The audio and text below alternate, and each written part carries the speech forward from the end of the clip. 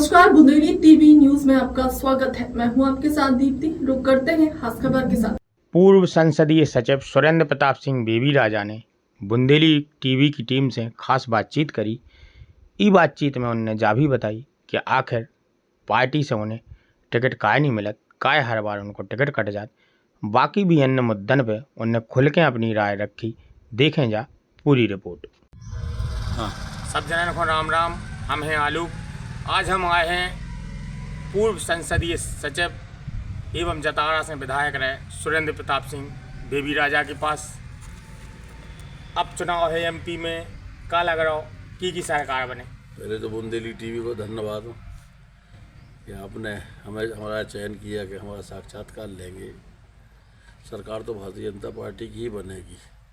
जी news में सर्वे भी आया है, कुछ सर्वे भले ही सरकार के खिलाफ आए हों, लेकिन सरकार की इतनी योजनाएं हैं, मुझे नहीं लगता कि कांग्रेस सरकार बना पाएगी। भारतीय जनता पार्टी सरकार बनाएगी। और आप अब पिछले कई दिनों से एक कोनो बड़ी जिम्मेवारी नहीं है, आप काम भी करते रहे पार्टी की लाने बहुत लंबे समय से, तो ई के बारे में का कंचा है। भारतीय जनता पार्टी की व्यवस्था ऐसी है कि जहां हर एक आदमी को मौका मिलता है। हम मध्य प्रदेश के मुझे लगता अकेले ऐसे कार्यकर्ता हैं जिनने पार्टी का काम खड़ा करने के लिए 50 बार से अधिक जेल यात्रा की है। और जेल यात्रा कोई शौकीन नहीं थी। हमें अपने कार्यकर्ताओं को साथ जोड़ने के लिए, क्योंकि यहाँ पे पहले कांग्रेस और लाल टोपी वाले समाजवादी पार्टी थी, जनसंघ थी नहीं, जनसंघ का कोई काम नहीं था, आरएसएस का कोई काम नहीं था। नेताओं ने कहा कि अगर कार्यकर्ताओं को प्रशिक्षण देंगे, अपने रीति नीति को समझाएंगे तो काम खड़ा हो जाएगा। अब प्रशिक्षण देने के लिए स्थान भी चाहिए, उनकी व्यवस्था भी चाहिए, भोजन चाहिए, रुक ठहरने की व्यवस्था। तो हम एक बार जेल गए, हमारे साथ 70 लोग जेल गए पहली बार। वहाँ 10 दिन की जेल बनी। 10 दिन में मैंने कार्यकर्ता को प्रशिक्षण किया। तो जो कार्यकर्ता पहले दिन नाम नहीं बताते, अपना परिचय ठीक से नहीं दे पाते थे, 10वें दिन वो आदमी वही पंचनिष्ठा पर भाषण करने लग गया। तो आप कई दिन से टिकट भी मांग रहे हैं विधानसभा खैरापुर से। आदमी ने नारी लगाया आपकी तालाब को पानी तालाब में, गांव को पानी गांव में, ऐसी नारी भी सुनाई देती है। इच्छा है, और अगर सबकी इच्छा पूरी हो जाए तो भगवान को कोई नहीं मानेगा। मैं तो पिछले 30-35 साल से इन सब चीज़ों से गुजर रहा हूँ, हर बार टिकट मांगता हूँ। तो आपको काय लगत, काय काट देत पार्टी।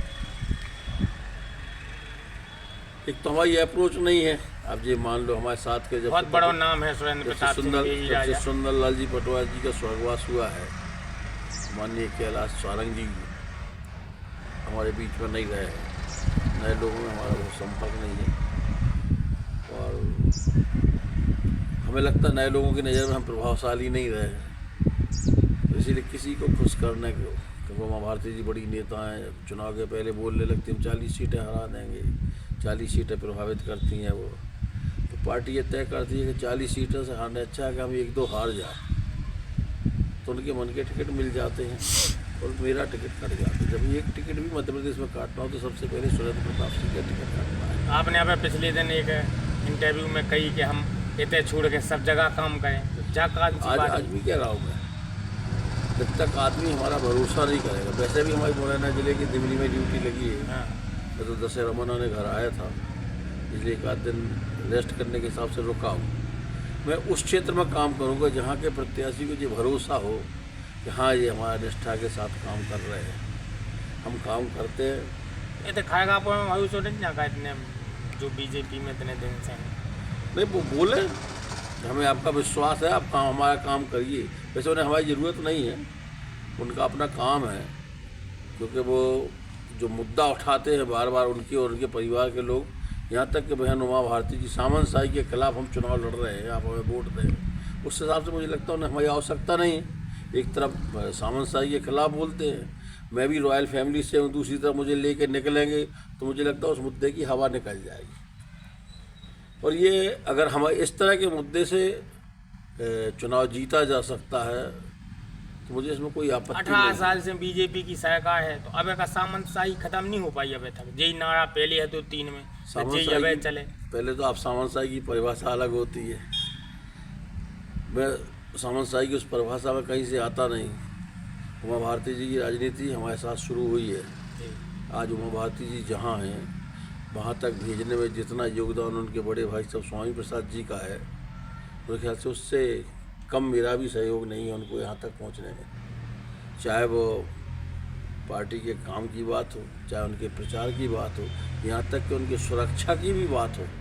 जब उनके पास गनमैन नहीं होते थे, उनकी अपनी कोई सिक्योरिटी नहीं थी, तब हम उनके बगल में बैठ के गाड़ी चला करके उनकी सुरक्षा रखते थे। मैं छतरपुर जिले में साले विजय बहादुर सिंह बुंदेला, हम लोगों ने संरक्षण दिया है। इसके लिए को वो अपना घर मानती थी, हमारी माँ को अपनी माँ माना है। मैं आज तक उनको अपनी बहन मानता हूँ।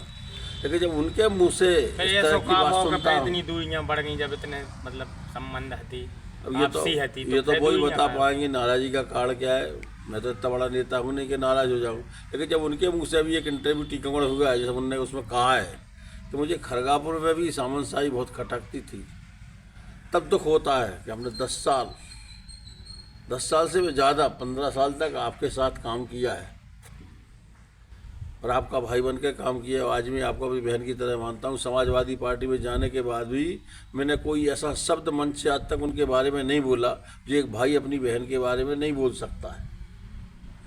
इसके बाद भी जब इस तरह की बात करती है तो मुझे थोड़ा ताज्जुब होता है, अचंभा होता है और मन में दुख भी होता है। इसीलिए मैं यहाँ काम ना करने की मैंने बात कही है। मैंने 2013 में काम किया था और 2013 में भाजपा प्रत्याशी चुनाव हार गया तो मुझे आरोप लगाया गया कि मैंने जो है काम नहीं किया, मैंने सबोटेज किया, ये किया वो। जब सब ईश्वर जानता है, उमा भारती जी के खिलाफ भी जब मैं खड़ा हुआ था तो मैंने भारतीय जनता पार्टी छोड़ करके समाजवादी से चुनाव लड़ा था। हालांकि उमा भारती जी अपना लोकसभा क्षेत्र बदल गई थी, भोपाल पहुंच गई थी और यहाँ से जो लोकसभा प्रत्याशी लड़ा था भाजपा का, वो 70,000 वोट से चुनाव हार गए थे। एक ही चुनाव जीते सत्यव्रत जी, जिसमें मैं बागी होकर लड़ा था। मैं गद्दारी नहीं करता हूँ, मैं आज भी भारतीय